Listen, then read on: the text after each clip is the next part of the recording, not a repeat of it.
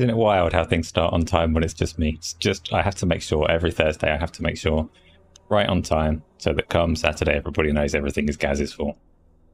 Good evening, good afternoon, depends where you are, I suppose. And welcome. Are we cancelled yet? I hope not. I hope not. Straight in. There should have been a little bit of intro time. This is the 6th week of Q&A, sir. I still don't like saying it. I don't like saying my name out loud, but it is a reasonable episode title. We have plenty to talk about. Some people say it's been a fairly slow couple of weeks for the news, but it hasn't been that slow. We've got Skull and Bones has been gameplay revealed. I've not watched that yet, so we can check that out together. There's a few other trailers that popped up about an hour ago. God of War had a baby or something, says Flush Jackson. Yes, God of War's release date has been announced.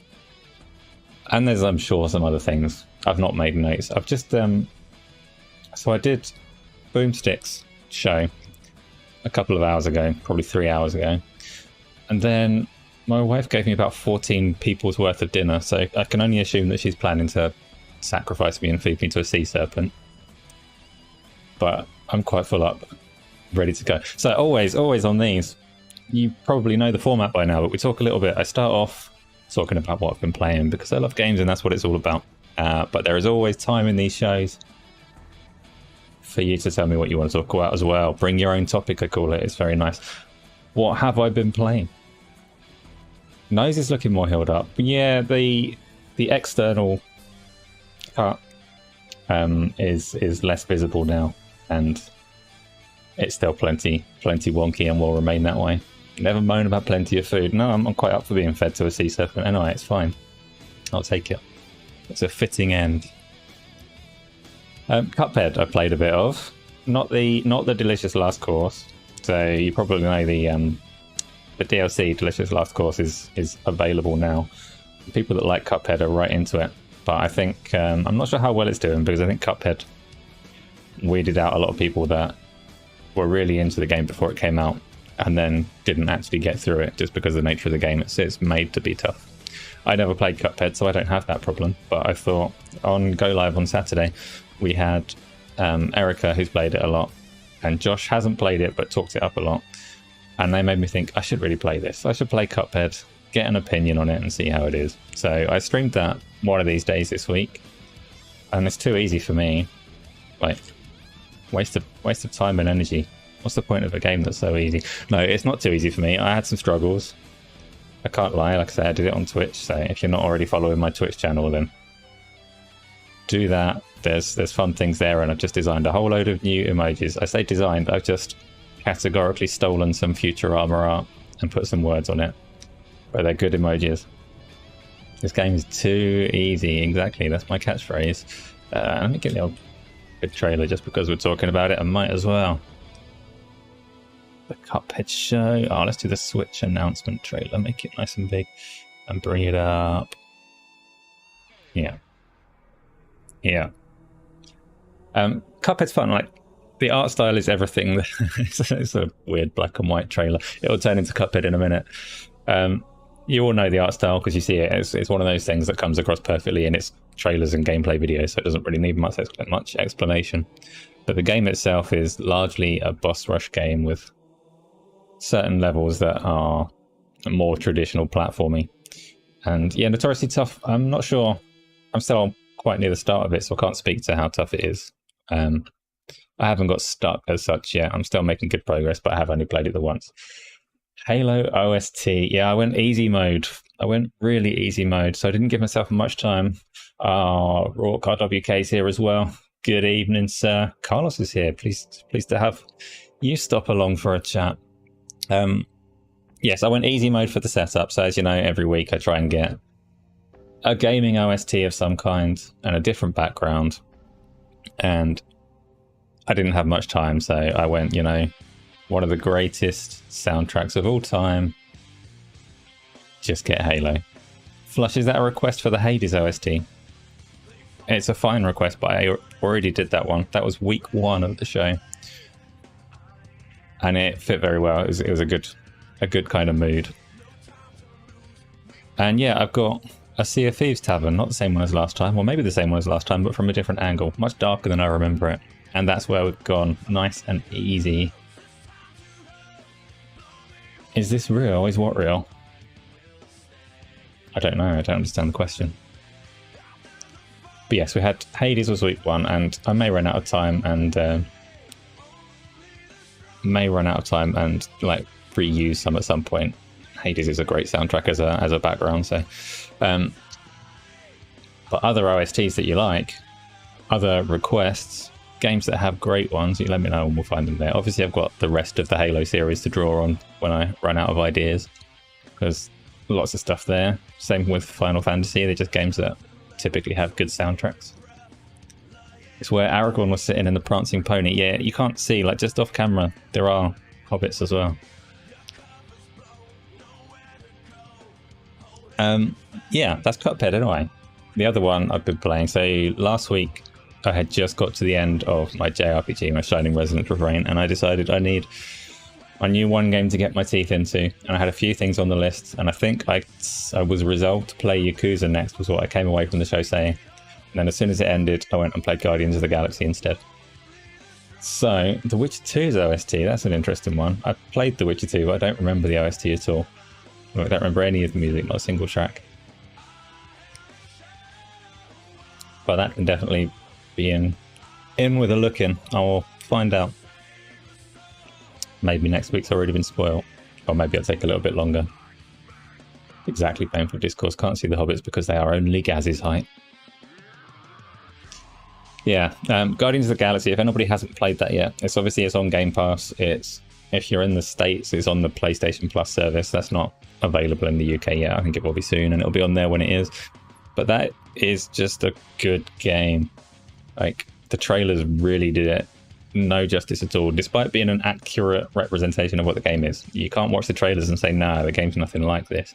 The game's exactly like the trailers, but actually when you're playing it, it's really good. And the thing that mostly sells it is just the dialogue between the characters. There's just so much of it. It's all these conversations that they have. In terms of the way that the game is structured, they're just like conversations that are triggered by your position through the level, but they're done at such frequency that it just feels like a constant conversation between characters that are basically portrayed exactly the same as they are in the movies. So if you like the Guardians of the Galaxy movies at all, or any of the Marvel movies, definitely play the game. You're going to try it this weekend. You've been having difficulties to attach yourself to games these last days. That's part of the trouble with having so much available. That's why I try and stick to like one big one now. One storied game that I can try and progress through. Otherwise I will never finish and I'll drop off too early. So Guardians of the Galaxy is well rated, particularly by players more so than critics, but absolutely give it a go. I'm sure you'll have fun with it. Like, totally sure. I'm the authority on fun. Guardians of the Galaxy 1 had an epic soundtrack used perfectly in the movie. Well, the game has an epic soundtrack as well. I'm not going to say it's better or worse than the movie because I'm not, but it is very good and very well used. And what else have I been playing? That's the main ones I've been playing. What have you lot been playing? I'm always up for some recommendations as well. I've got so Tony, that's normally present for all the streams and things, has requested the Scott Pilgrim game to be played. I'll be playing the Scott Pilgrim game soon, possibly tomorrow. Isla, it's funny that you say you need to go and play Halo. I'm not sure why you need to go and play Halo, but the OST, I can't actually hear it. I'm supposed to be able to hear it, but it's not monitoring correctly. The track is basically a Buy Things track. It's quite a controversial track in terms of Microsoft's permission to use it without paying Marty O'Donnell every time. There's lots of like legal entanglement around it, but it's so powerful that they use it anyway. And they had, I can't remember where they revealed the Master Chief controller, but they started with the music and like these excessive close-ups so you couldn't really see what they were talking about. And they'd sold that controller before they'd shown it. Like, just that music is like, whatever this is, I need to buy it. That's the power of the Halo 2 soundtrack. I played Blow You Away by Breaking Benjamin. I beg your pardon.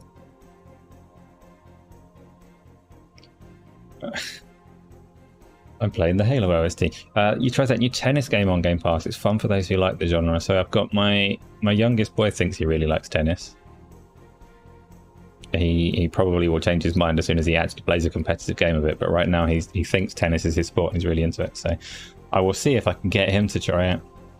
It's, I've said before, almost impossible to get either of those to play anything on Game Pass. They've both got access to this library of like 400 or 500 games. They've got access to it on PC or Xbox. And they just stick to bloody Minecraft, Roblox, and Terraria. Almost impossible to get them to actually play anything from Game Pass. Apparently it was in the Halo 2 ad trailer thing. Don't know about that. You just hit 117 hours in Assassin's Creed Odyssey and you're maybe 70% done. This is the reason that I haven't gone back to them. So, KY, welcome along. You've played and finished Miles Morales' very polished version of Spider-Man, yes. You wish Xbox had more games with this level of production. We can mention Spider-Man in a minute. Watch this back later and apologise for gaslighting you. I can't watch myself back, it will make me throw up. So, you'll just have to keep waiting on that apology. So the Assassin's Creed games, I avoided them because like the first ones were all stealth based. It's an interesting little segue we can use onto the next topic actually. So we'll talk about Assassin's Creed. The stealth games, like I hate stealth. I couldn't be bothered with that, so I skipped all of them. But it Phantom Dust Multi has a lot of people lately, really.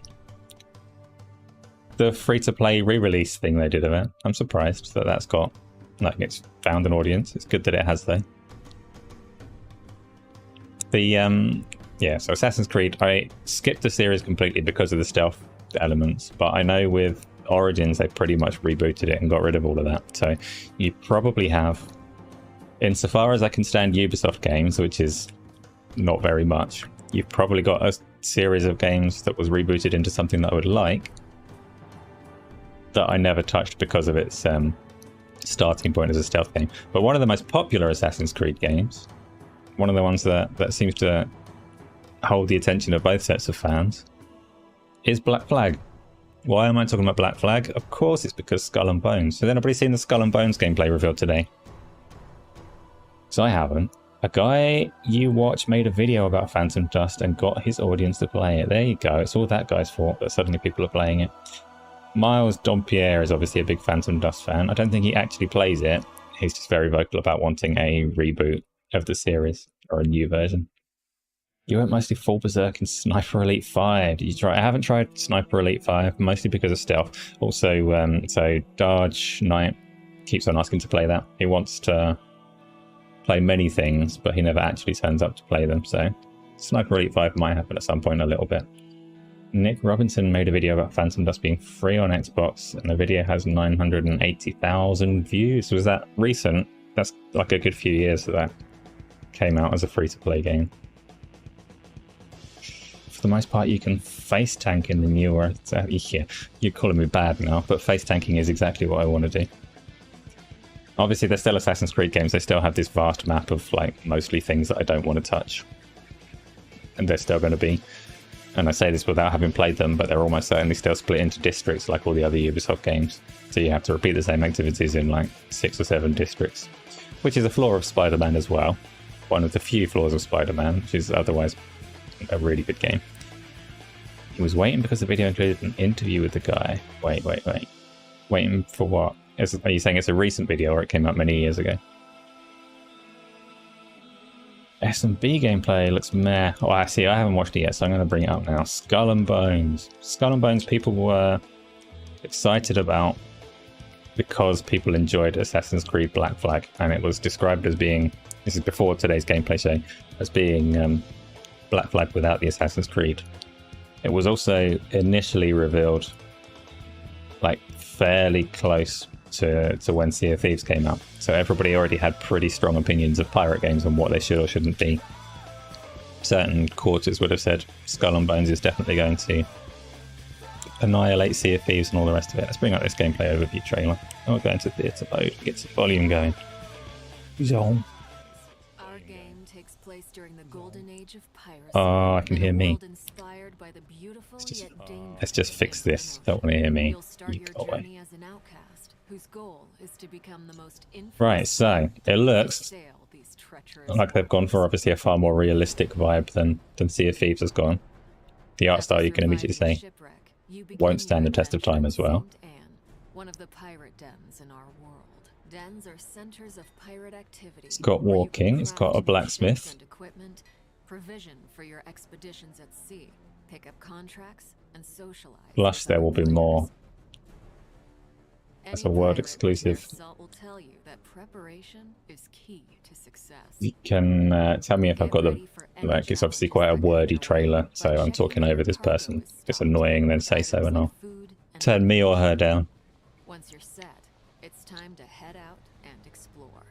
Okay, so boats. You'll only have access to a small dhow, but as you progress, you'll be able to craft different ships, each with their own unique. Progressing to bigger ships. I haven't seen yet. At sea, you'll need to pay close anything really. To the condition of your ship and the morale of your crew.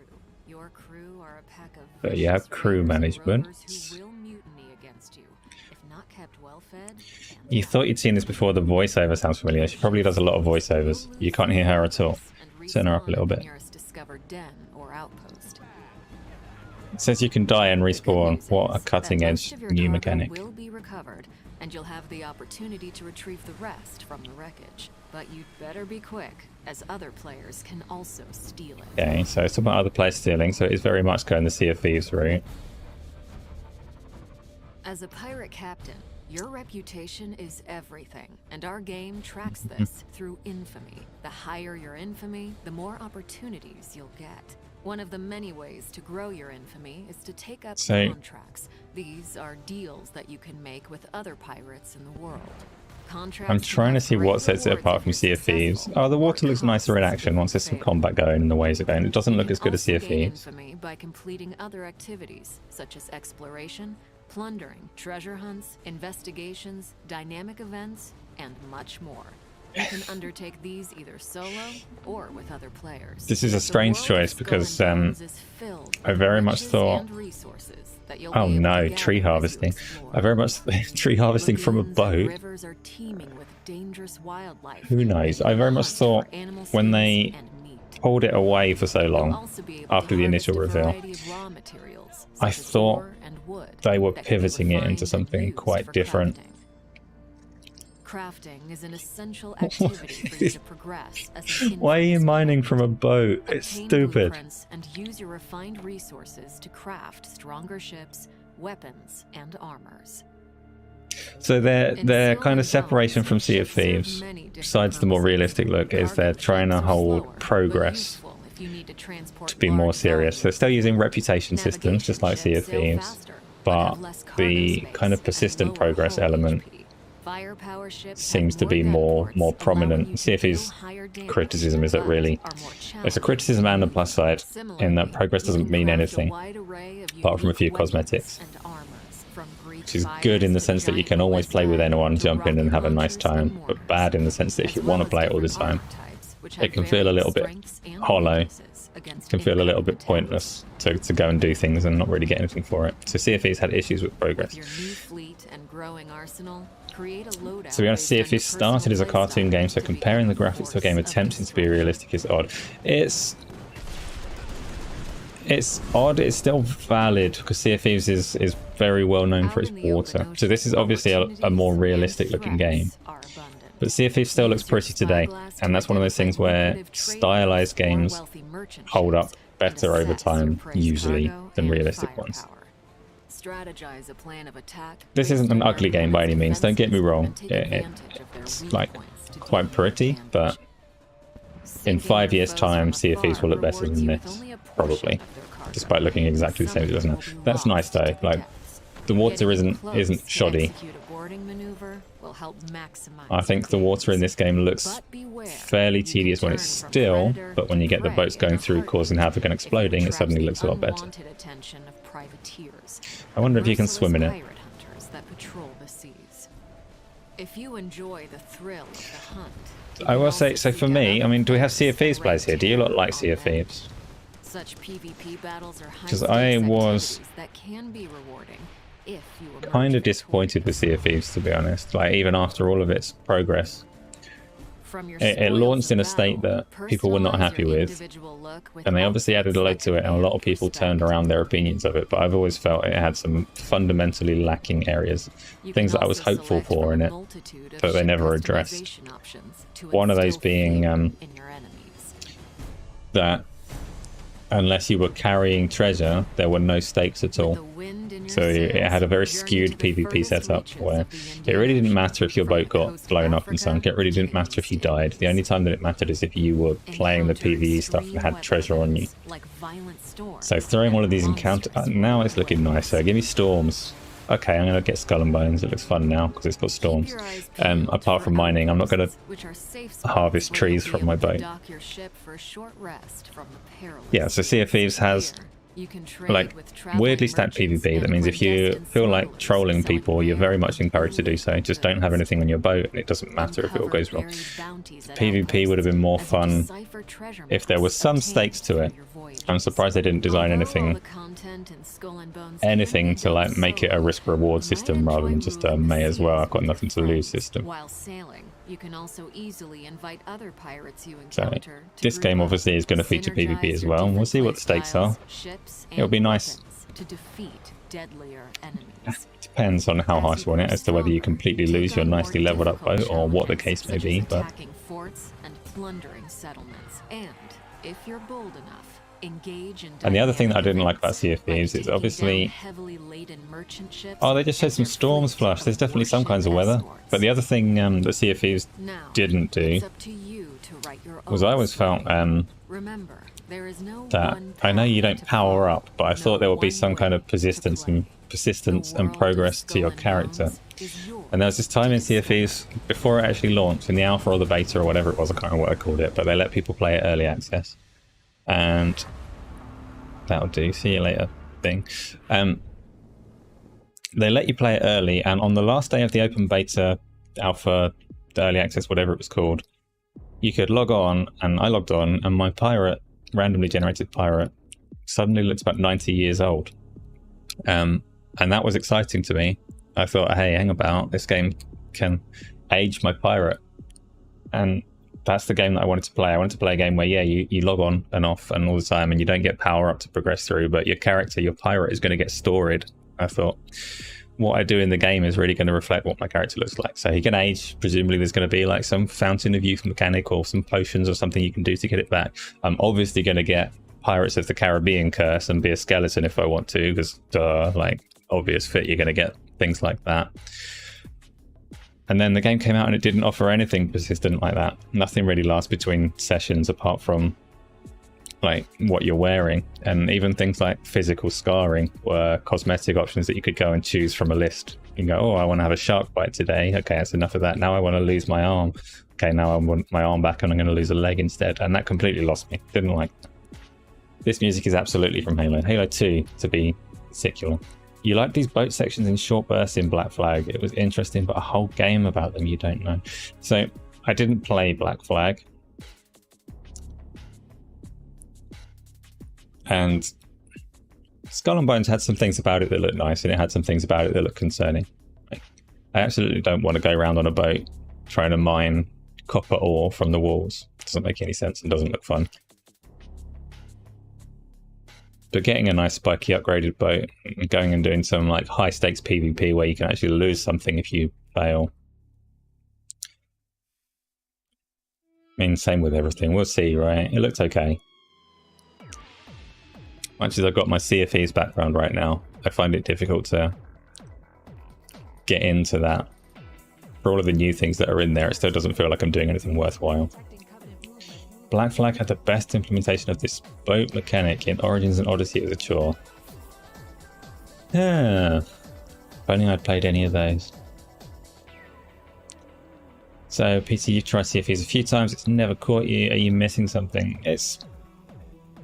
Sea of Thieves is just entertainment. Like, the whole concept of it is that it's light. You jump on with some friends and you go sailing, and things will happen that you didn't necessarily plan for. Like, you always start off picking one of these like 3 missions, unless things have changed. You pick up one of these treasure hunting missions or whatever. And the missions themselves were fairly tedious, but what made it fun was that you'd go out and it was all pretty well crafted to make sure that you'd encounter things happening that would pull you off. You'd get attacked by a kraken or a giant shark, or you'd meet other players and all the rest of it. And in theory, no two adventures were the same. In practice, every adventure is very much the same. Did I like Red Dead 2? How was it? That is a question. I'll let you know when I've got through it. I played Red Dead Redemption 2 on one of the Xboxes. I can't remember how many years ago this was.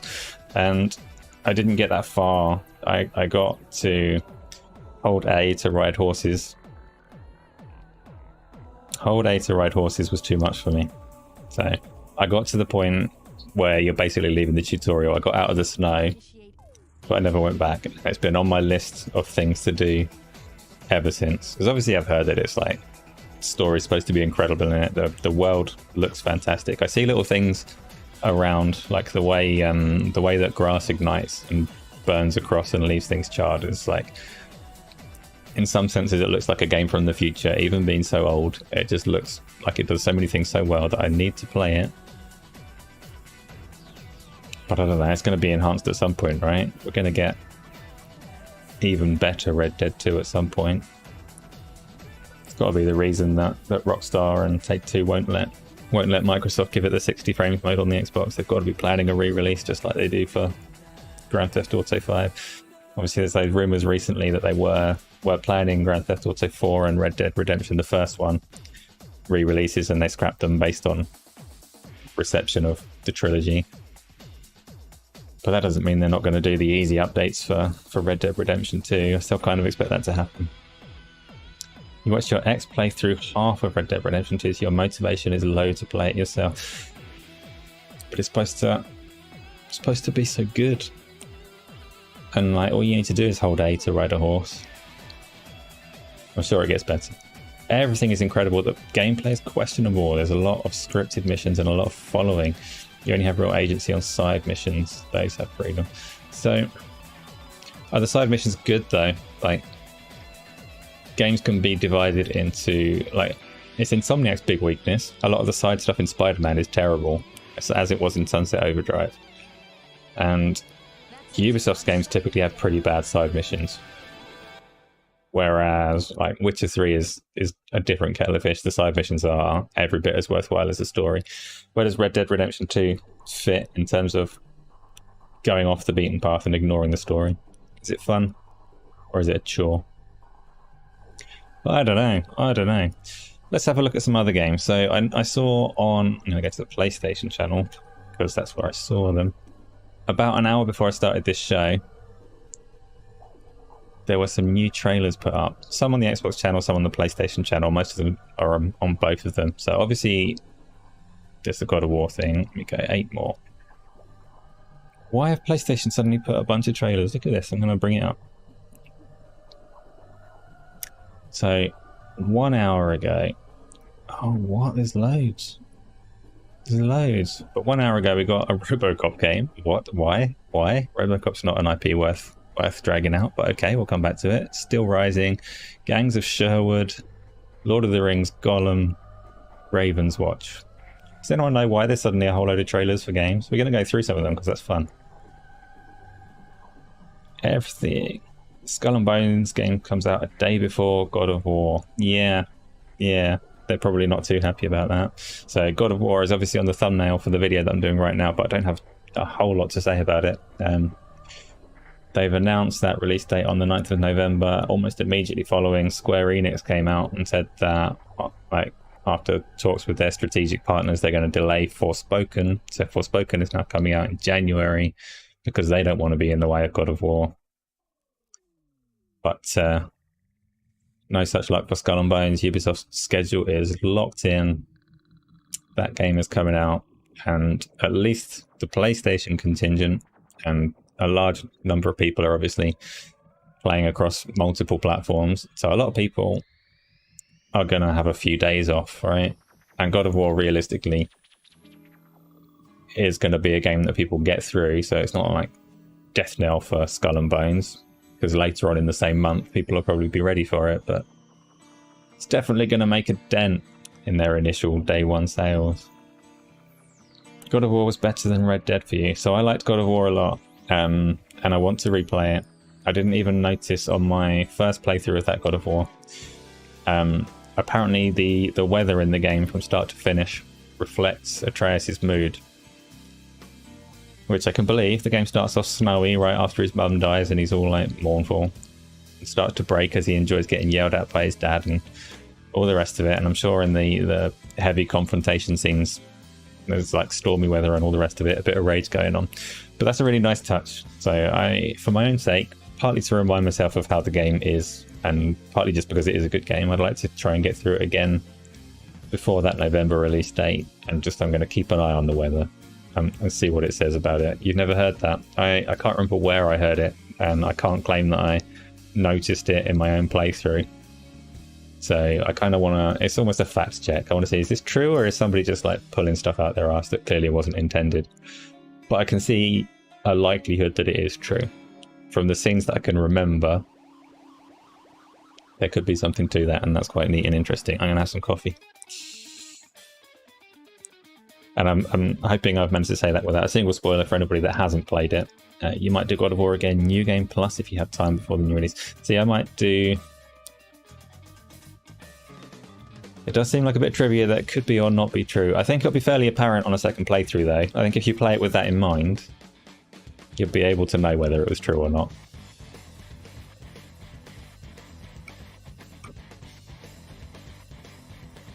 But yeah, like Sunny in the places where he's safe and happy. And all the rest of it. So, it rings true, but I want to play it and see, so... That's homework, everyone can go and play it and find out. You have a bit to go after New Game Plus, like the Valkyries and such. I didn't do the Valkyries, not because they were... I did one of them. But that's the kind of content, when I say that I don't chase platinums in games, the Valkyries weren't interesting to me at all. Tony, we've already been talking about you. Basement smells wonderful. And I will get to these trailers in a minute, so... I hear the Valkyrie. I mean, if you like the combat and the challenge that much, then sure. But that wasn't really what made a God of War. Wasn't really what made God of War good to me. So maybe on second playthrough, I'll bother to go and see them. I won't do a New Game Plus because that would just be cheating with all my armor and stuff. Plus, it's been a while. I played it in 2018 or whenever it came out, so I can't remember it anymore. I might do my second playthrough on the PC. Gollum looks dated. So let's go on to Gollum in 2 seconds. If everyone's had enough of God of War. I'm looking forward to God of War a lot. £70 a lot? Not sure. It's one of the few games that I might get at that price. If I can. There are very few games that I would buy at that kind of price. Sticks already did it better. So okay, let's go on to Gollum. So I will say straight up, Gollum is... I don't care. I like the Lord of the Rings as an IP. I like the world. The character of Gollum is just fine. I'd be happy to play things. But I don't like stealth games, and everything that I've seen of Gollum. Let's see how long this gameplay reveal is. 1 minute 26. Yeah, we've got time for that. Let's go theatre mode so we can all see it. Gollum, what is it, precious? The precious, of course. The precious. We want it. So, real, actual gameplay. Oh wow, that looks turd. Must stay in the shadows. That's my instant reaction if you want to capture anything like, oh wow, that looks turd, is as far as I'm going to go. Get to higher ground.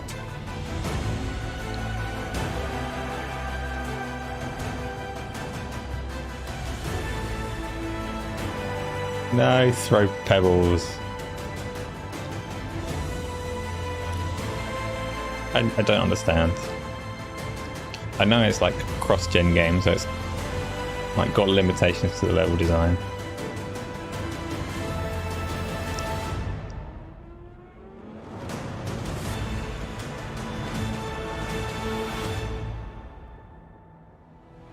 But if Gollum is going to be talking, so obviously Oh, there goes my microphone. What if he watches us, the Dark Lord? What if he sees? Okay, PlayStation. Gollum, what do we think? Straight to Game Pass. I'm not sure. Like, it's going to be a Warner Brothers game, isn't it? I suppose. I don't know that they are into straight to Game Pass until something changes.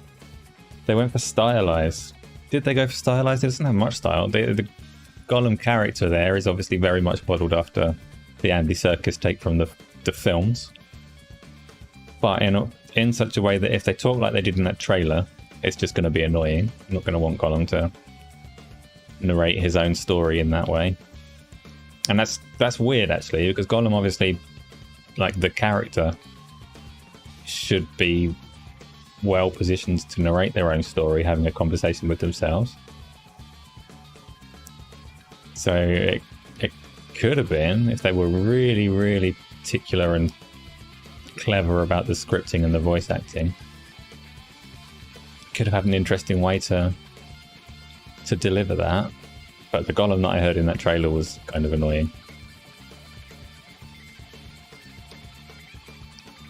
And it looked surprisingly ugly.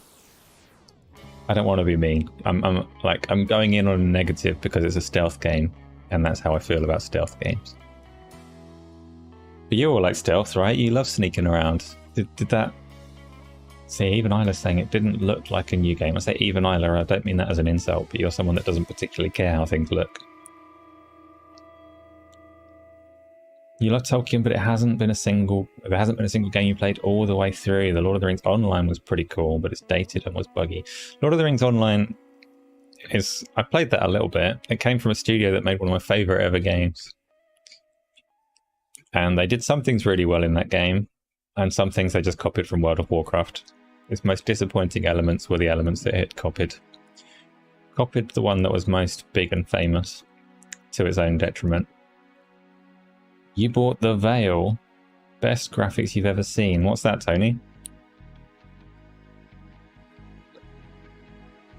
How is it you think the Dark Alliance game won't do very well?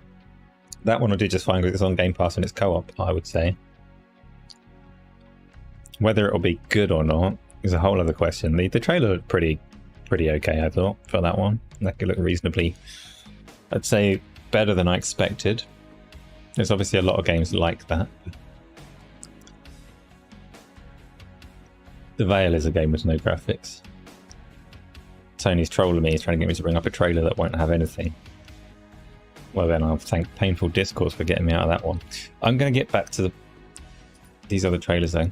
So Gollum, who's getting that? That should be coming out... When does that come out? I don't know. It was due out this year. It's probably still due out this year, and I'm not going to touch it. This is one of those games where even if it comes to Game Pass or PlayStation whatever plus premium lubricant mode, I don't know. I'm not going to touch it. I wouldn't have thought. But I'm also not going to touch Plague Tale Requiem, right? So that's just me, because that game looks good. But there's a lot of games I can pick and choose and say I don't really like stealth, so there's not much point for me. Do I think Xbox will have a game ready to release by 2024? Yes. Xbox is going to have games coming from next year onwards. Much as they haven't really spoken. So obviously their show, they did their 12 months thing. The remainder of next year will have plenty. And then they will keep having plenty of games from that point on. Whether Starfield is one of them. How is it you like stealth, but you're still not going to play Gollum? You'd rather play Pandora tomorrow. Fair. Gollum looks like a rip-off clone of Styx. Yeah, it does. It looks like quite a few other stealth games, but Styx is a good example. You play some kind of goblin in that, right? Again, not a game I played because stealth, but... yeah, it doesn't look... Let's look at RoboCop. Why on earth does RoboCop have a game? Starfield will be delayed to late 23. So Starfield, I can definitely see the possibility of it getting another delay. It depends what kind of standard they want it to release in, because everybody knows that that game is going to have bugs no matter how much they delay it.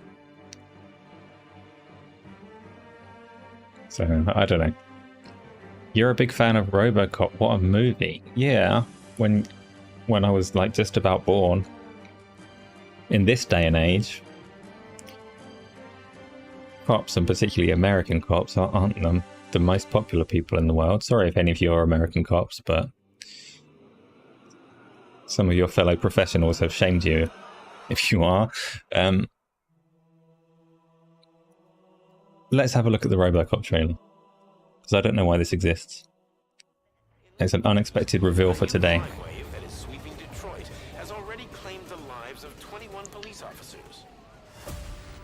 Disturbance? I'm a big fan. RoboCop said that, yeah.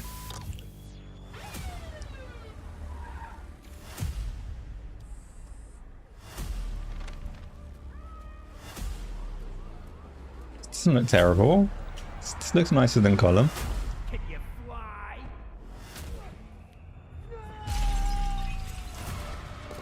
He's not exactly a like dynamic character to play as, though. He's a clunky robot.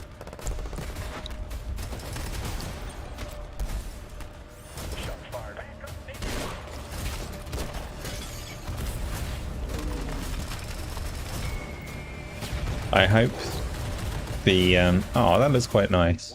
That was probably a very scripted moment where he knocks all the stuff on the stuff, you know, the thing. Yes! Stuff breaking everywhere. RoboCop's the best game. I can smash the crap out of everything. I would trust this guy with my kids. I mean, if I had any. This was just an isolated glitch. Dead or alive, you are coming with me. Wow, that looks amazing. I want it. I was wrong. I take back everything.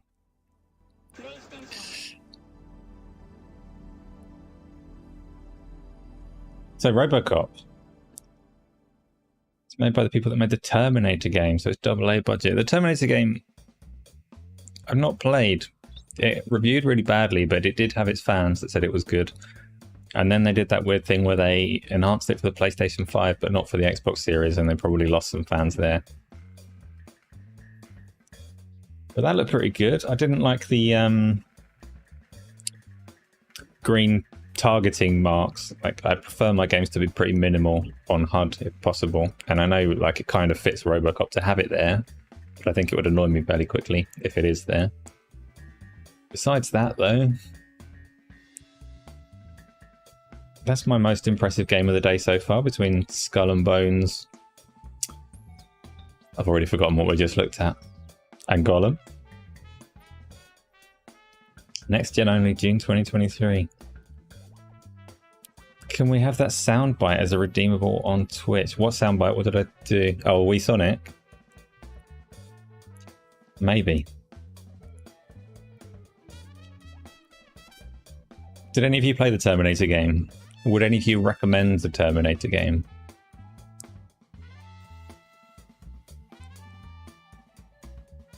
DokeV, the Pokemon killer. What makes you think that DokeV is anything like Pokemon? Take it back, I'm wrong. That doesn't sound like something that I would have said.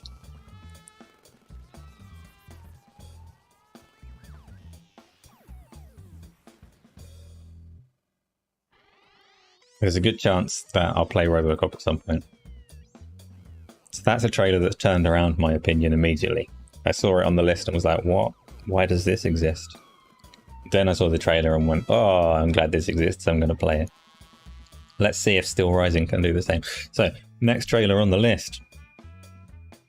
What's SteelRising? I've heard of it. Next trailer on the list. Let's bring it straight up. Get yourselves ready. Here it comes. SteelRising.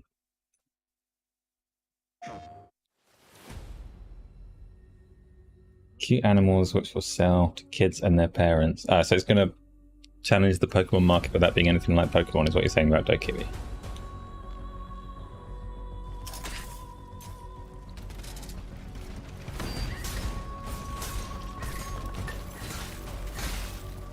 How was it? I'm going to come back to that. Let me see this trailer first.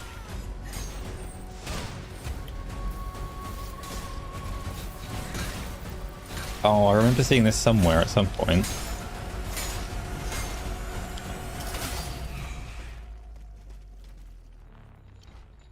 I remember seeing this revealed at some point.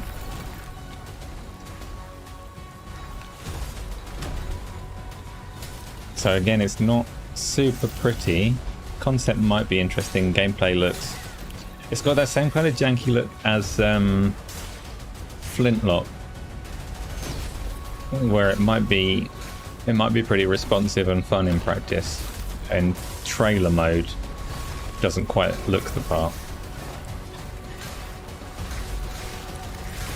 But there is a distinct difference between things feeling fun to play and things looking good in a trailer, so I'm willing to look past it and see. I'm not sure about SteelRising. But it's not about me. What do you think? What did you think of that one, SteelRising?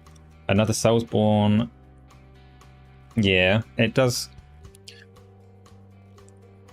It's a funny thing about Soulsborns, actually. There are very few Souls clones that people like. So you've got, I saw, what's the sci-fi one? The Surge. Surge 2 was like dirt cheap on Xbox the other day. There's Lords of Fire or something. I don't know. There's loads of games like it, and none of them get anywhere near the popularity of the Souls games. So it's weird that people seem incapable of copying whatever it is that makes people like those games so much.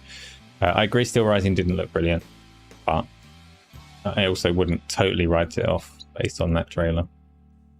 Lords of the Fallen, yeah, Fire Lords, that's what I said. And Surge was cool. You like the Surge?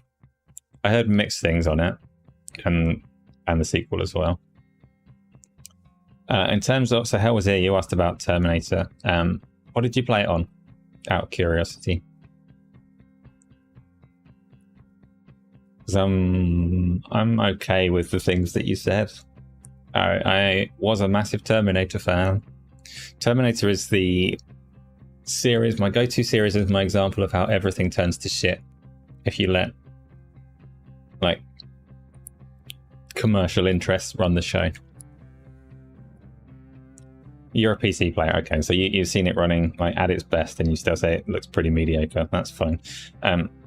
Terminator 1 was a great movie. Terminator 2 was an even better great movie, with obviously quite different vibe to it. Terminator 3 shouldn't have existed. Terminator the TV series hurt my very soul.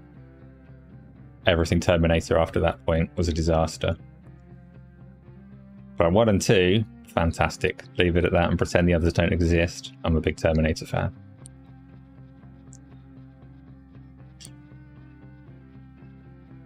And you, Onimusha, yeah, I hear a lot of people say that. Tenchu, you can leave that one in the bin somewhere. Like stealth again, so not for me. I did play a bit of Tenchu on the PlayStation or whatever, but I was already off stealth by that point, so. Peter Morland, no game B year 2024 is rather pony statement. Makes no sense when you know what Xbox has in the pipeline. Oh, I'm sure Xbox has plenty coming, yes. Terminator 4 was serviceable at best. Which one was Terminator 4? Was that the one that was supposed to be rebooting a trilogy? And then they changed their minds? I don't know. It's not a Terminator show. Christian Bale. Yeah, no. Terminator 1 and Terminator 2 are the only ones that exist to me. The other ones are just an example of why you should never ask for too much of a good thing, because corporate interests will take you up on it and ruin what you love. The series had a Terminator that was crying and doing ballet. Series can shove it. A few good ideas doesn't make up for that. But it also, like the Terminator 1 and 2, as far as time travel can make sense, and obviously there's going to be loopholes and problems with any time travel scenario, but as far as it can make sense, 1 and 2 made sense and wraps it up just perfect. Leave it at that. You need an Expendables game, just overt violence and bad acting. It's an interesting shout. Terminator 1 and 2 go. Yeah, everybody loves the Terminator films. Good choices, good choices. I say Terminator films very much excluding the ones that I've said I'm excluding. This game starts right after Terminator 2. Is it set present or future? I'm not sure that there should be an after Terminator 2, but like I say, Terminator is already ruined enough that if the game is fun, I'll just play it for what it is. A fun game with shooting. Anyway, while we're there, there's more games to show. Let's bring up the theatre mode. Quiet Halo music. So SteelRising, we're all agreed, didn't set our worlds on fire. Looks a little bit janky. Probably going to be another failed Souls-like, but yeah, it might be alright. Gangs of Sherwood. Why? I don't understand why there's suddenly so much stuff. Why have all these trailers stealth dropped an hour before on a Thursday? Oh well, it's what it is. Let's have a look at this one. Volume ready. Trailer ready. Connor is your daddy. Bad acting and violence was your 80s childhood. Were you the bad actor and responsible for the violence? The sheriff appreciates your contribution. So this is that Hood Outlaws and More Outlaws, whatever it was called. Pre-alpha footage. Another co-op game. This is very rough. This is rough to the point where you'd say probably shouldn't have shown it just yet.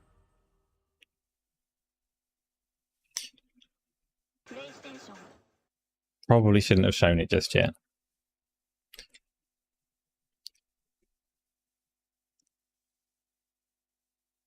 There was a Twitter post, PlayStation Indies. There. Still a weird stealth drop. But then when you see those trailers, you can understand why they would stealth drop them. But even then, it's odd that they do them all at once.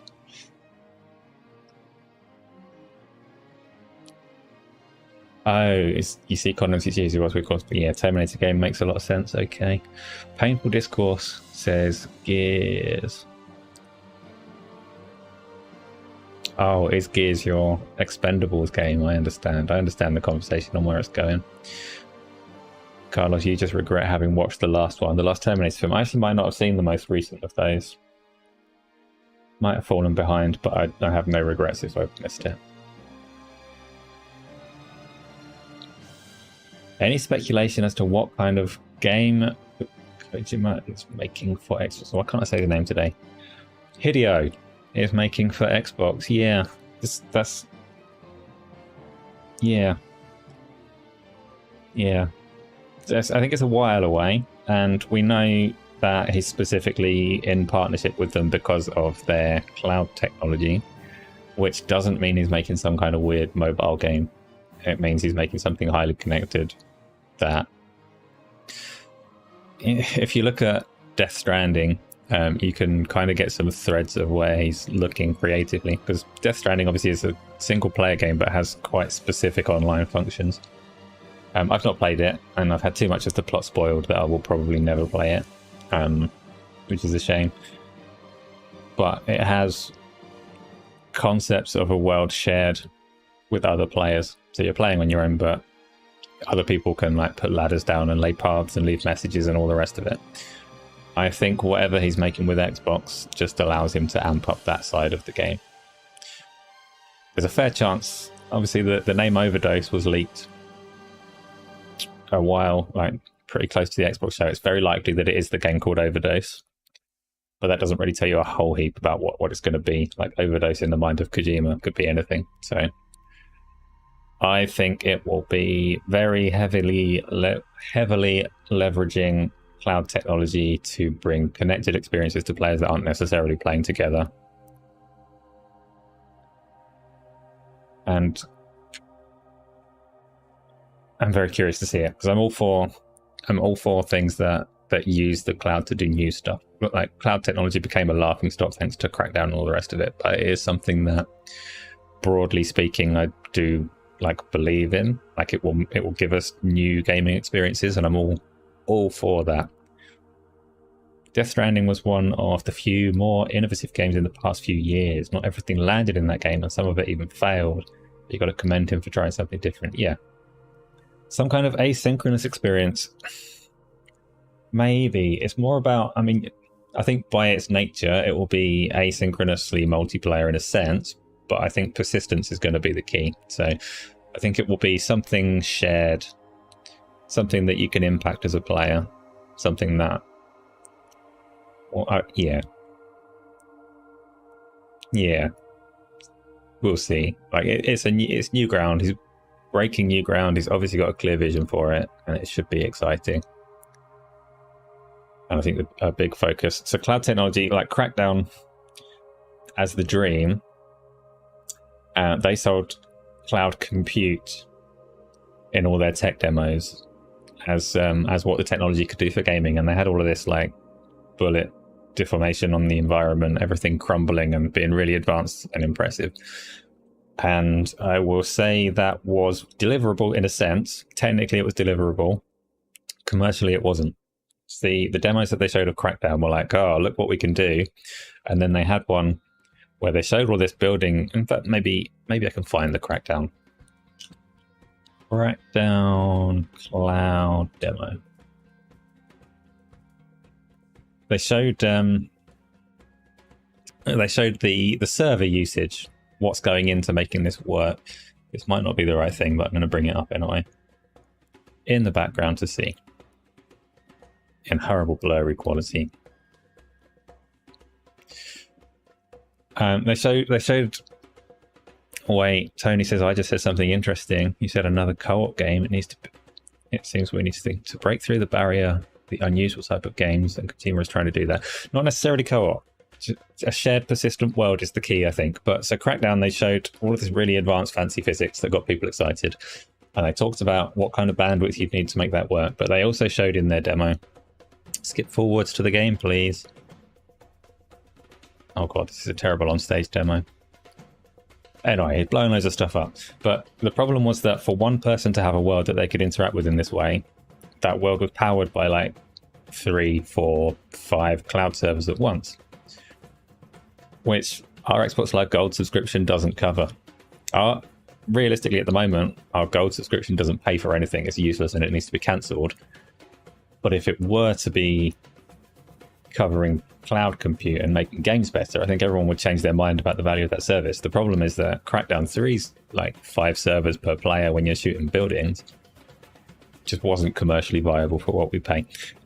What is a lot more commercially viable is examples like Flight Simulator, where the cloud is doing a hell of a lot of work, but it's doing that work for everyone at once. Rather than giving someone 5 servers to have their little playground, it's crunching a load of work and sharing it with everyone. And what I'm getting at there is that is what I think the cloud will do for Kojima's vision. It's going to do a lot of work, and that work is going to be shared to everyone, rather than being able to take apart buildings or whatever else the cloud can provide for people.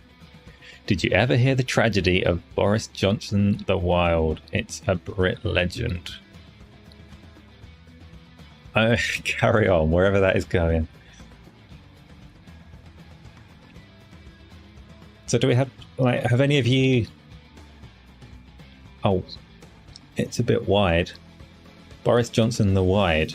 It's far away from me, that screen. Star Wars reference, I'm afraid it went totally over my head. But I take your word for it that it was brilliant. So Death Stranding, though, and Kojima in general. Are you Kojima fans? I'm going to come back to what I keep on saying. Stealth is not my thing, so Metal Gear Solid is not my franchise at all. I played the first one. It might actually be the game that put me off stealth in the first place.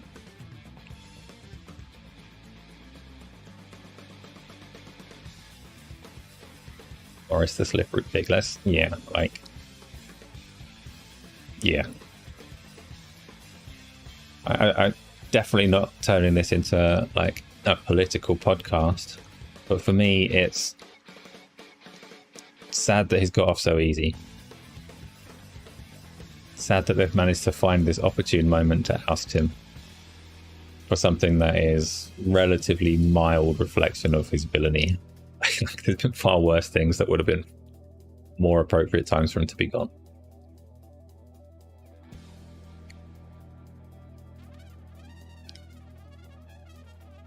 But politicians will play their games. You're very particular with stuff. You don't like everything. You love Splinter Cell games and Dishonored. I'm not, like I say, have your puns. I'm just saying that's the only thing that I will say on it.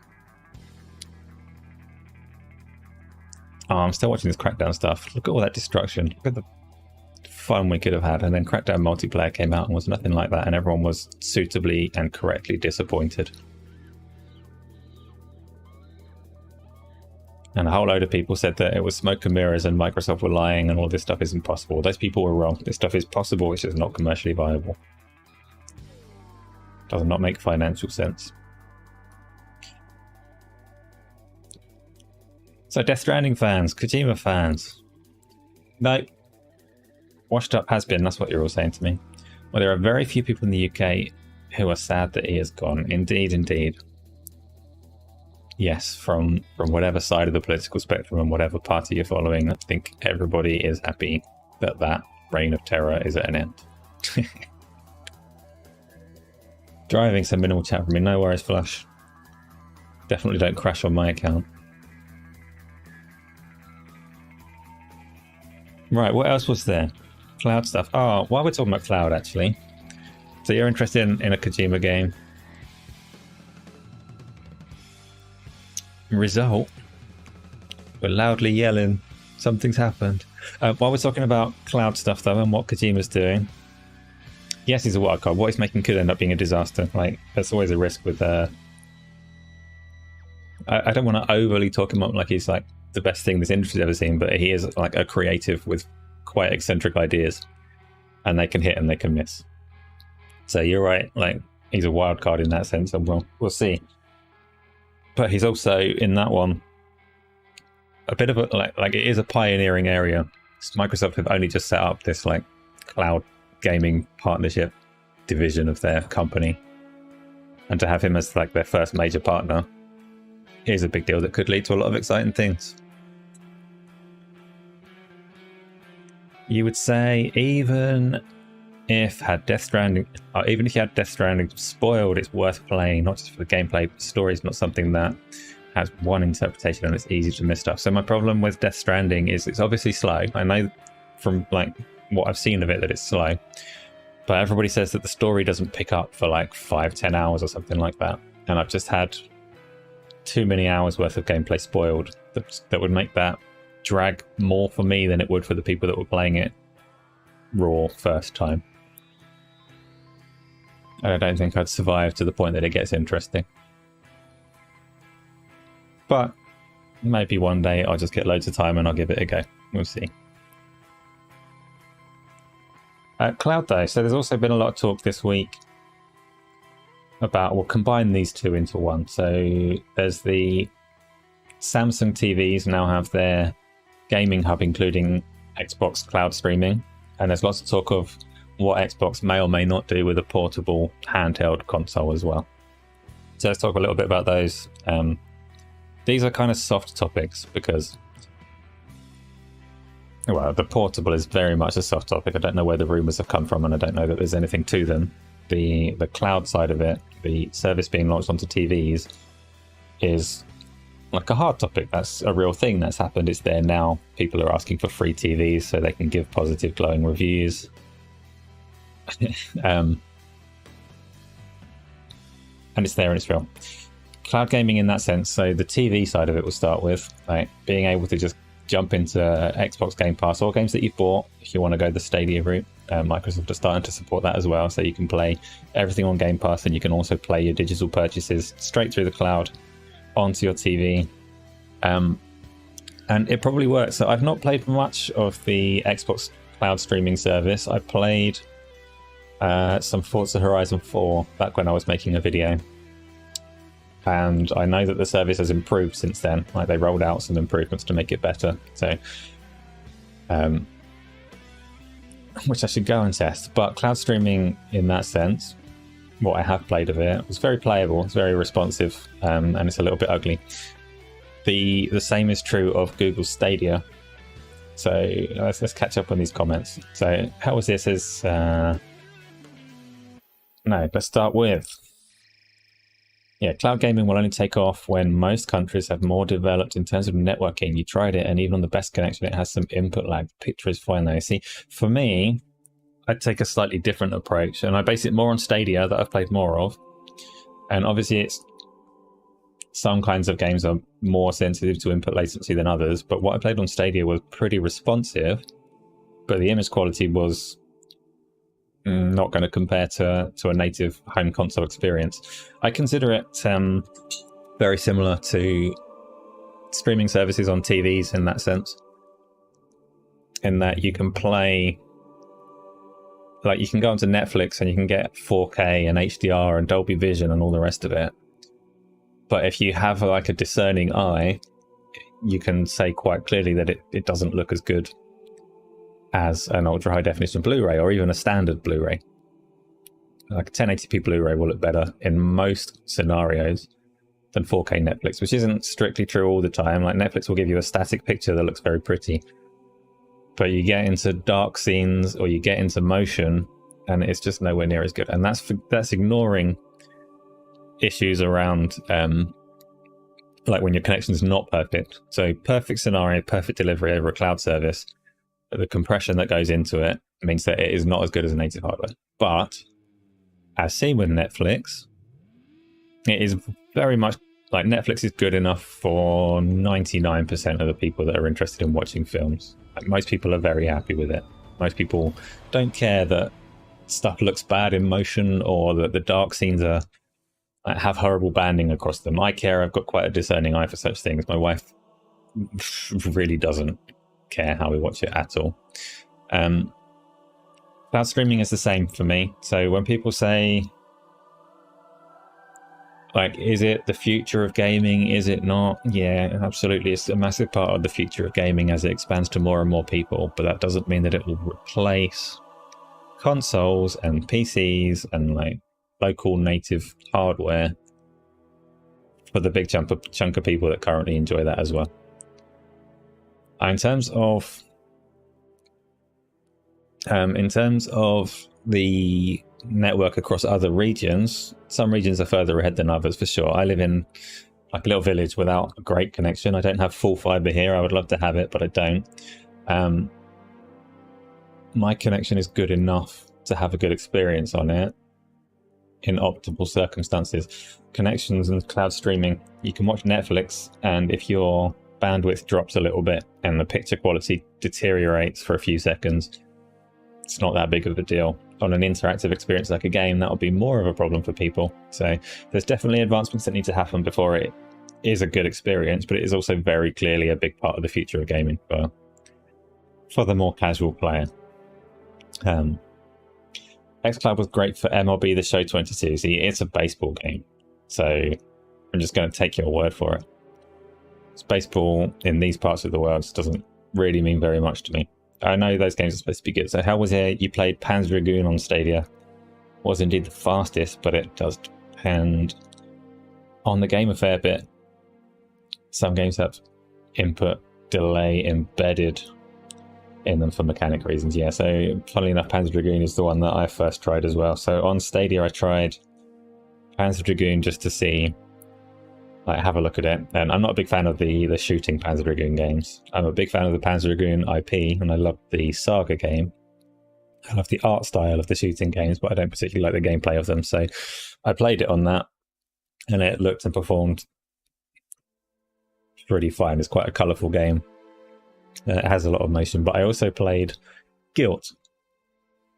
Guilt was one of the first Stadia exclusive games, and It's like cartoon horror, so it's not scary, but it's very much set in dark environments, and it really showed up the limitations of what streaming can do. Compression, like typical compression algorithms and whatever, try to save bandwidth whenever things are dark. There's a logic to it that dark scenes you can't really see anyway, like people aren't going to focus on them very much, so save the bandwidth where you can. So if you have scenes that are meant to be dark, which is very often the case in games, particularly horror games and things, then they just look messy. And Guilt not spelled like that, Tony. Guilt's a game that released, it's probably on all the platforms by now, but it was a Stadia exclusive when it came out. So GYLT, cartoon horror game. Wasn't my kind of game, obviously being stealth and whatnot, but it didn't hold up well over the Stadia connection. Peter, you'll be honest, you've been a game player since the Atari console days, and you were a dev from the mid-80s until the mid-noughties. You must prefer to be an end-game consumer, but the big problem is that greater than 95% of games are rubbish. It's hard to find great games, so sad. It's something that I'm trying to be a little more discerning on, so I've always found, apart from 12 Minutes, which is the one truly terrible game that I know of, I can take enjoyment from most games, but we're in a position now where I think in that Atari is a little bit different actually, because there was obviously a market crash and a flood of games then. Then we had an era of consoles where games were quite expensive and there weren't anywhere near as many of them, particularly for me as like a Sega kind of player. I got into a mindset of pretty much everything that you were given was worth a good play. You'd get your teeth into it, you'd get the best out of it. These days, there are so many games and so many ways to play them with things like Game Pass, as well as obviously a wealth of free games and all the rest of it. I try and almost force myself, like convince myself it's okay to stop playing the ones that aren't super fun, because there are going to be other games that are super fun. So if I'm not having the most fun of anyone ever, it's okay to drop that game and move on. And really, really try and stick to playing the cream of the crop, which isn't necessarily like all AAA games or anything along those lines. Sometimes the cream of the crop might be the indies, but I'm getting to a point where if I'm not totally enamored with a game, I will move on quicker than I used to.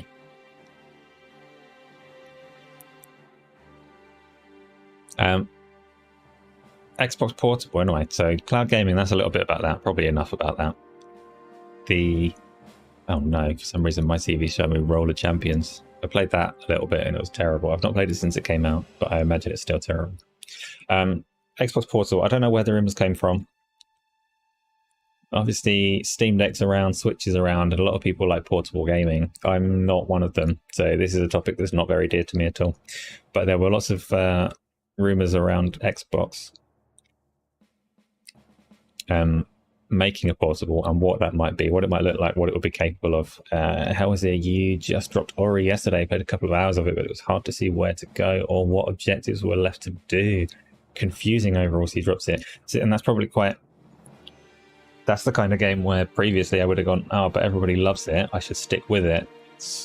It's worth sticking with and it's going to get good. But if you're not having fun, yeah, by all means, drop it, move on, find something that works for you. There's enough games out there, so.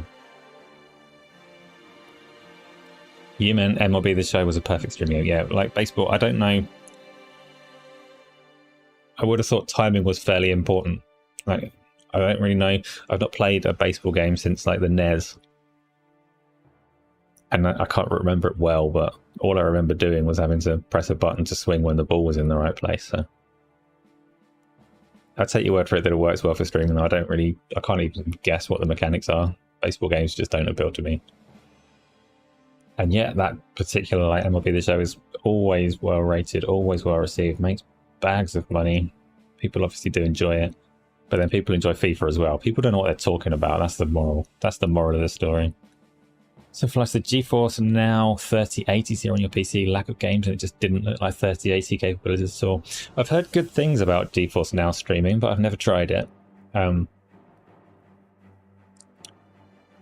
Yeah, I heard that the various Sony games have been pulled off of it recently, but besides that, I don't really know what the library's like.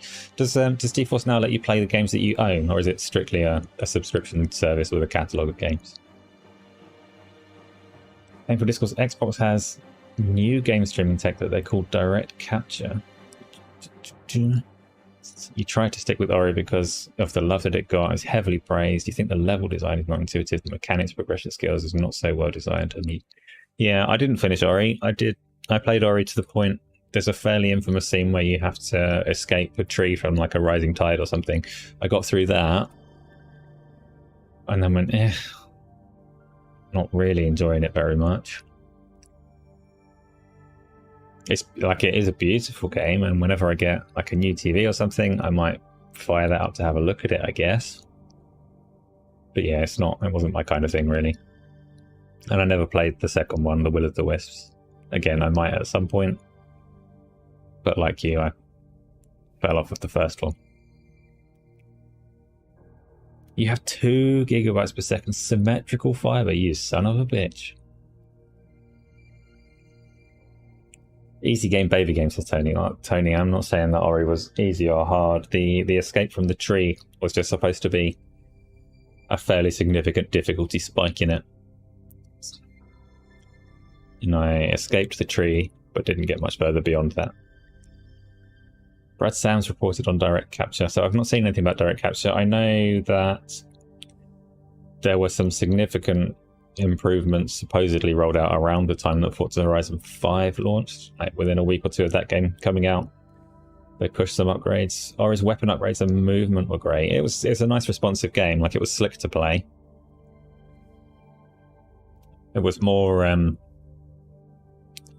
so obviously it has its like Metroidvania elements, which I'm not a massive fan of, and it didn't have much in the way of a story to keep me wanting to play it.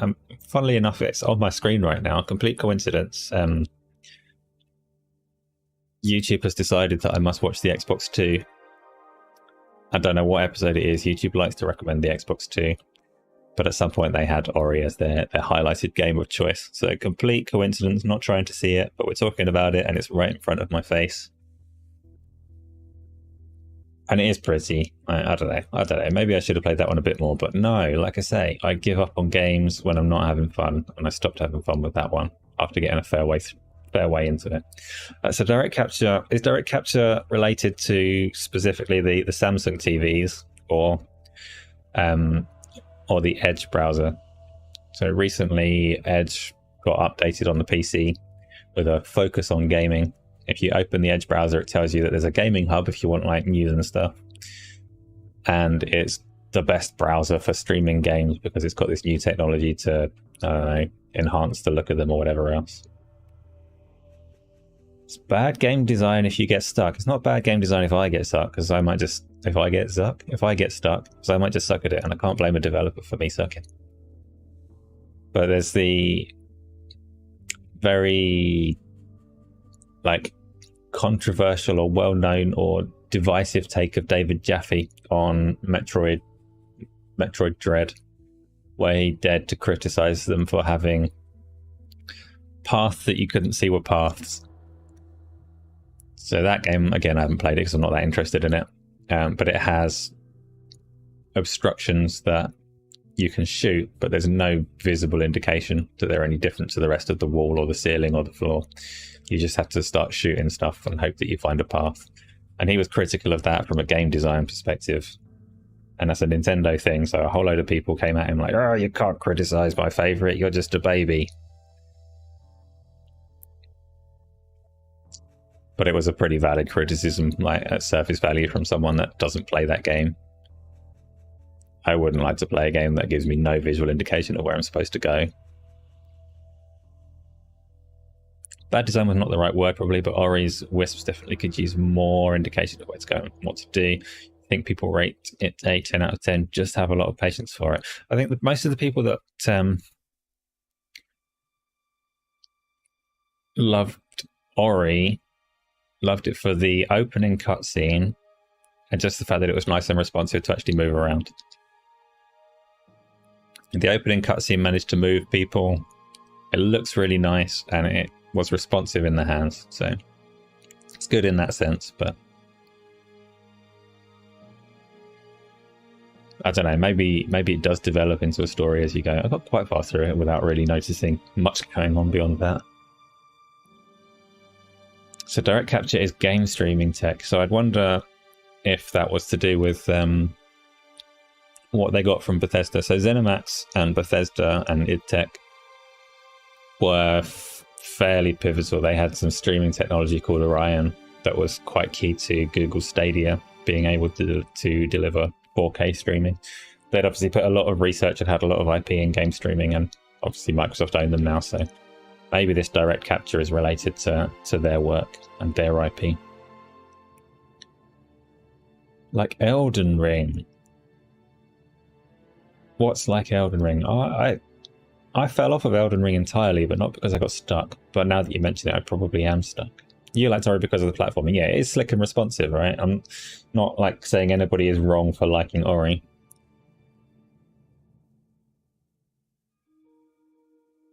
I think I had fun with it for a time. I just then stopped having fun with it at some point. You didn't try Stadia because Google never finishes anything, so you knew it would fade out just like a ton of their projects. Like I've said on Stadia, I still subscribe to it. I'm on like a standoff with Google to see who cancels it first. Are they going to cancel Stadia before I do? We shall see. You got stuck in the beginning. I have not been stuck on Elden Ring at any point in time, Tony. You take that back. I would say I'm still at a point where I don't know where I'm supposed to go on that game. But that's not the same as being stuck. Flashlight, sorry, but got stuck not knowing where to go. So I don't think I got lost on Ori at the point that I stopped. I think I just didn't want to do it anymore. You think Ori and HK needed you to upgrade abilities to really enjoy it? You feel like people rated 10 out of 10 on Elden Ring, got mesmerized by the first 20 hours, first area, after the game drops off in quality big time. A lot of reviews are indicative of this lack of knowledge. Elden Ring is still... So for me on Elden Ring, I was playing it quite happily and enjoying what it offers. Like, it's a cool world to explore, and everywhere you go at first is exciting and impressive.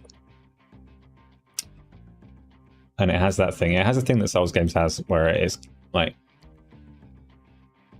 nothing is presented in your face. You just have to go and discover in a positive sense. You just go out and see what it's all about and figure it out for yourself.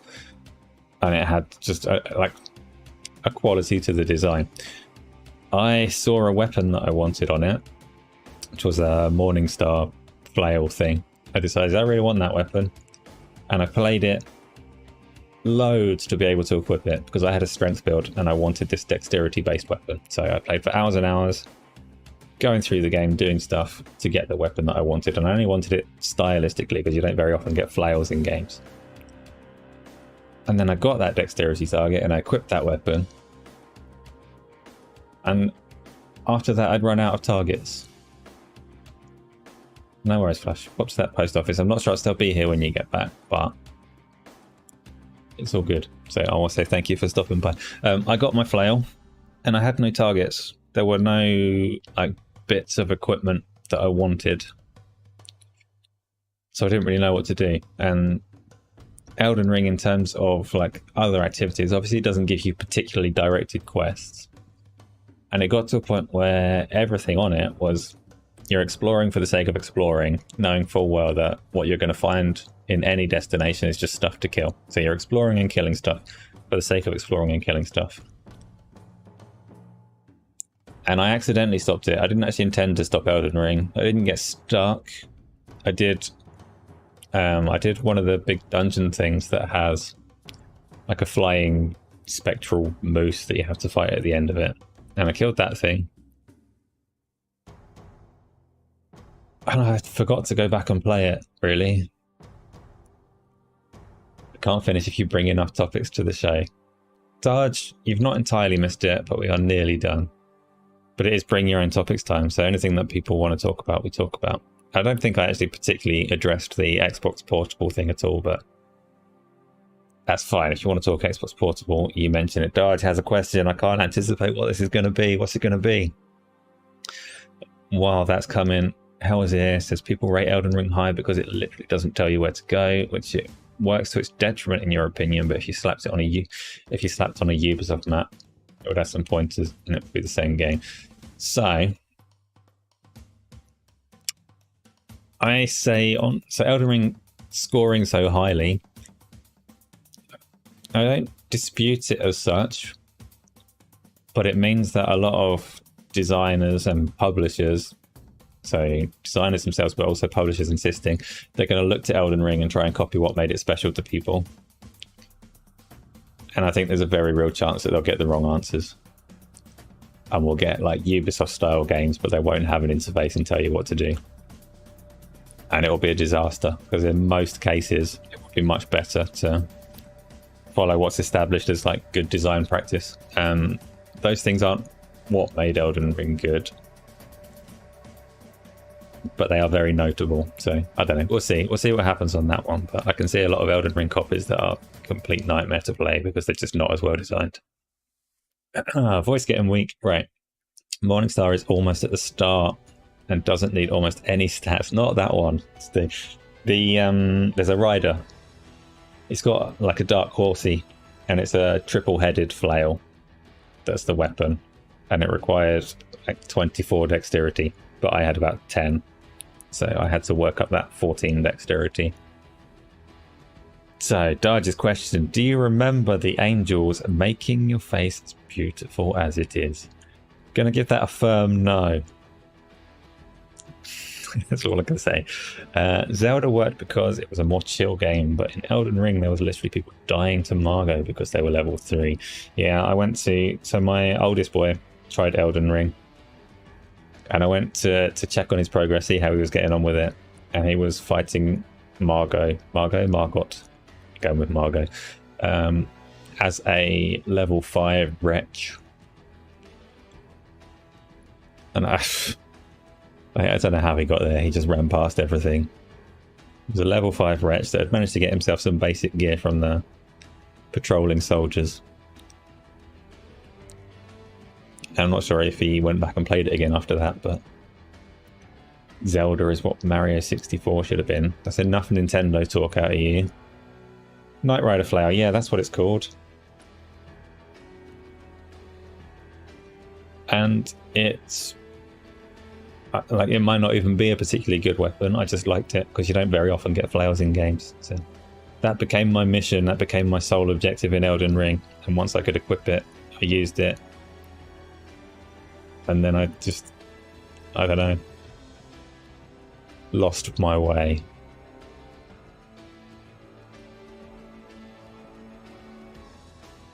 So, Xbox Portable. Is it just because of the Steam Deck? Not entirely. So people always want portables from both Sony and Microsoft. Sony obviously used to have them with the PSP and the Vita, and the Vita in particular has like a little following that adored that console. Switch has come along and proven that portable gaming is still a popular thing that people like, and it's been years and years of people saying, oh, Xbox needs to make a portable, and same for Sony. Steam Deck has obviously come along and a lot of people love it. I don't hate it, but I'm never going to play games on a portable. Which isn't to say like portable stuff shouldn't exist, just I personally won't get a Steam Deck or whatever. I've got a Switch because it's the only way to play Nintendo games. If Nintendo had a Switch chonky heavy version of the Switch that wasn't portable and could only be used on a TV, that would be the Nintendo console that I owned. But they don't, so I have a Switch and I will never use it out of its dock. You're playing 3DS6. Like, yeah, you like your portable stuff, and some people do, but it's just not me. Give me a big pancake screen or a VR headset. It's the only kind of gaming that I really care for. But the Xbox console, so there's been talk of, people like to name it the Xbox Series P for portable, and there's been optimistic cries that they'll make it a portable Series S, which they can't, by the way. The Series S is as small as that technology is going to get with the power draw that it has. Is a no. But there's also been people putting counter rumours that maybe this portable Xbox actually won't be a natively playing console at all. It will just be a device for cloud streaming, or maybe they'll release both. They'll have like one that's a hardware version and one that's a cloud streaming one.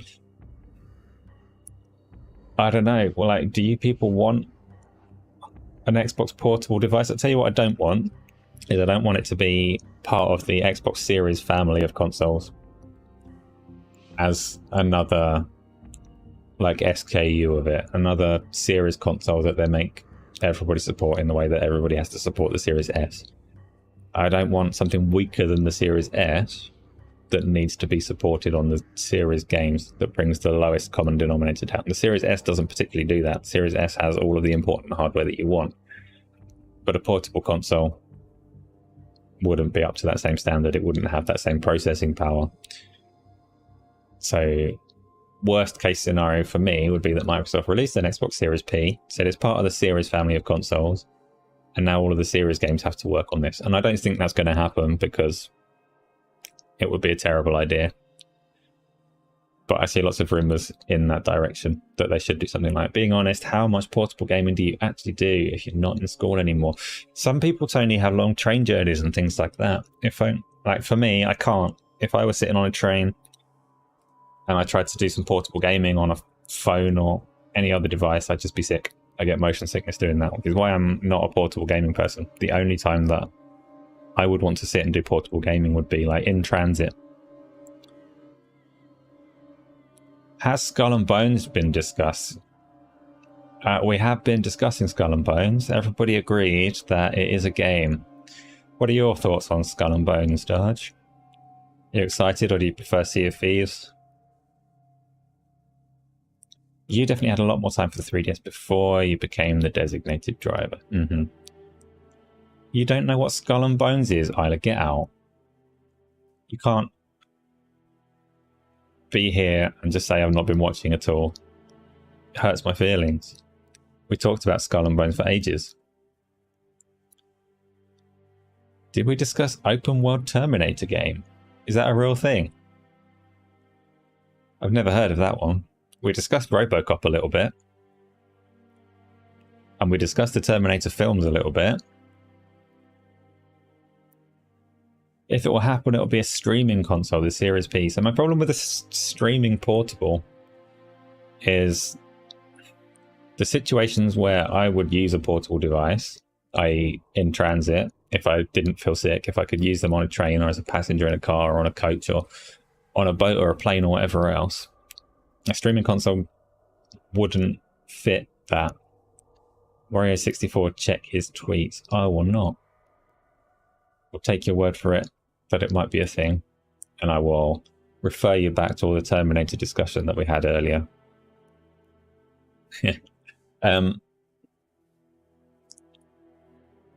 New Terminator survival game has been announced today. Oh, does it have a name or not? If it has a name, I can bring it up.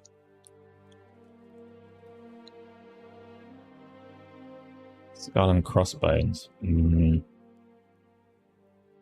Developed by a studio from Milan. So do we have like a trailer? Has it had an announcement that I can go and look at? Survival games have mining like Skull and Bones. I'm not interested in collecting berries, foraging rocks and all the rest of it. Terminator Burnout. I'm going to look for that. Burnout. 2003 Mustang Cobra Burnout.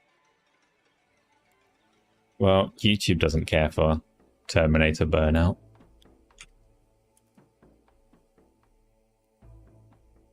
Okay, so we'll leave that one. Look into that, maybe we'll talk about it next week.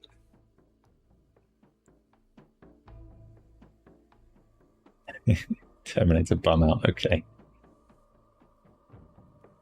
Okay.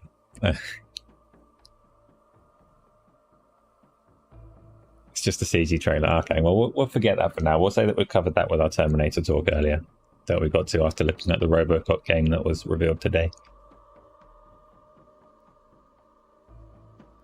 Buttocks.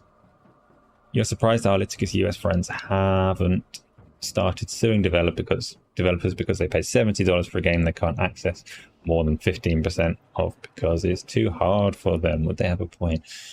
Well, no. No, they wouldn't. If that was going to happen, it definitely would have happened by now. Terminator Survival Project. Mm.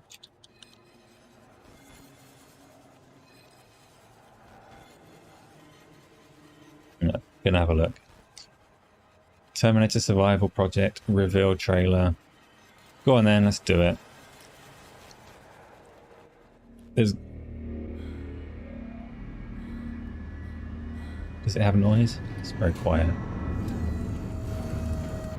Oh, my sound is turned off. It might not be that quiet.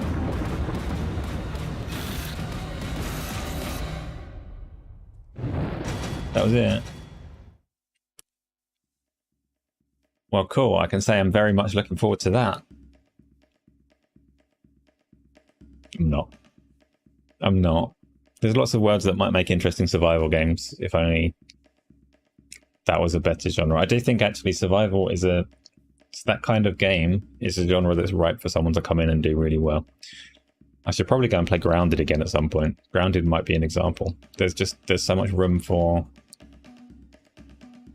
that genre to get streamlined in the way that Blizzard used to streamline clunky genres.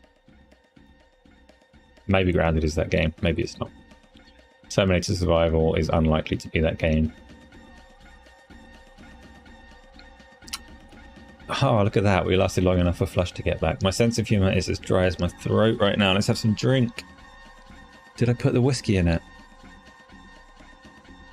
I don't think I did. It would just be cherry coke if I didn't put the whiskey in it. Ugh. Oh no, I ran out of the whiskey.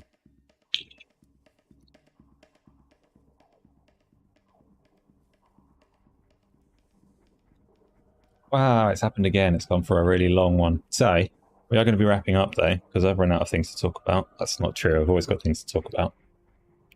You thought I didn't drink whiskey. I'm not really like drinking whiskey. This is a cinnamon whiskey mixed in with a cherry Pepsi. So,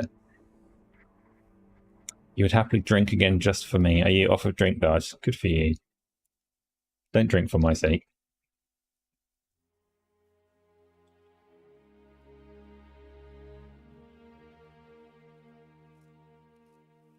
Drunk tub stream. You're off of everything. Well,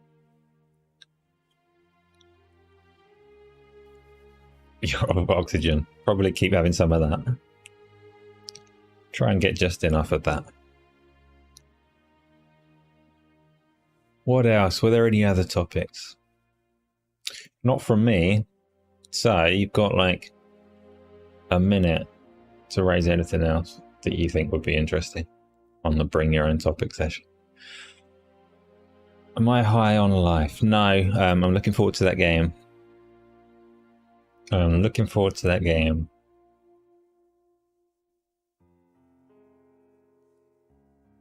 You don't drink, you're an athlete. Okay. Good. Glad you enjoy these. I like these shows as well. Like, it's nice to have a conversation, and the same names keep coming back for it. So love it. Keep doing it. There will be another one next week. Speaking of plans, actually, so I will be streaming something tomorrow. I've got new emojis on my Twitch channel. They're very nice. I like them. I stole some Futurama art and put some words on it.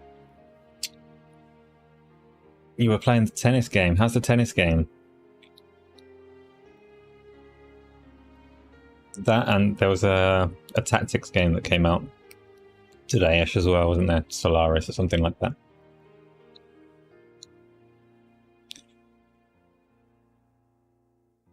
I don't massively want to play the tennis game. I used to like old Virtua Tennis on the Dreamcast, and I don't think tennis games necessarily advanced much beyond that, nor did they necessarily need to, because that was fun. But I don't feel like playing a tennis game at the moment. Solaris, or whatever it's called, whatever the tactics one is, I might fancy that more. You definitely remember strong views about exercise.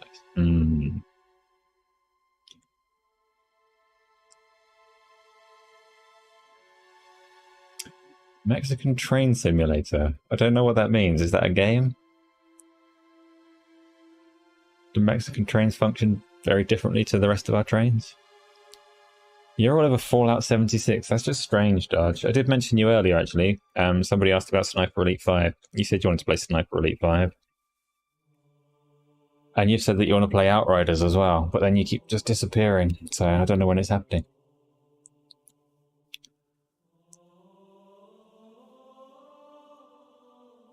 Yeah, you say you do. But do you really? Redo Outriders. So you want to start again on Outriders, do you?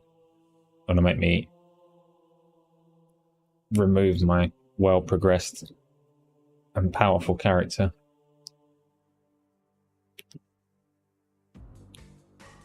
You got chanting. I can't hear the music, sadly. It's not monitoring for me. Who did we play Outriders with?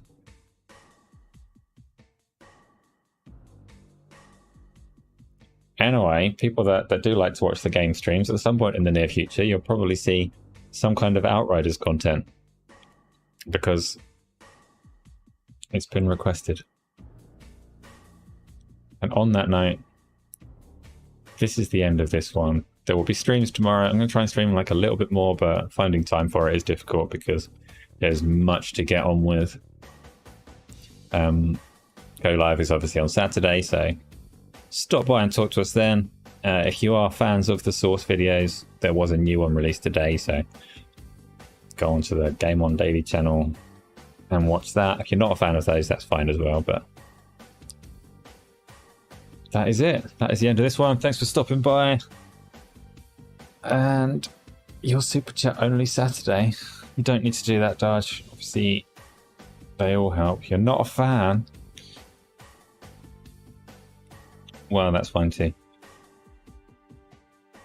I can't remember how to end the stream, but thanks for coming by, and we will chat again soon.